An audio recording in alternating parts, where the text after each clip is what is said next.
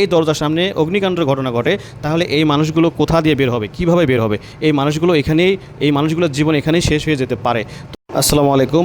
আমি সহ আমার পিছনে যত মানুষ দেখছেন, একটি মাত্র ভুলে এই সব মানুষের জীবন এখনই শেষ হয়ে যেতে পারে। আল্লাহ তাআলা আমাদেরকে বাঁচিয়ে রাখছে, এই জন্য আলহামদুলিল্লাহ।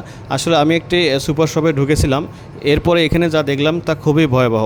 আসলে এই সুপার শপে একটি মাত্র প্রবেশ পথ এবং বাহিরের পথ, এই পথ দিয়ে মানুষজন ঢুকতেছে এবং বের হচ্ছে। দেখুন কত মানুষ ঢুকতেছে।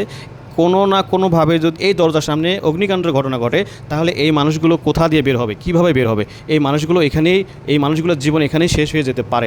এই সুপার শপে তো আমি আপনাদেরকে বারবারই বলবো, যে সব সুপার শপে, শপিং মলে বা যে কোনো স্থানে আপনারা যান না কেন, প্রথমেই আপনারা দেখে নেবেন সেফ এক্সিট কোন দিকে আছে অথবা বিকল্প রাস্তা কোন দিকে আছে।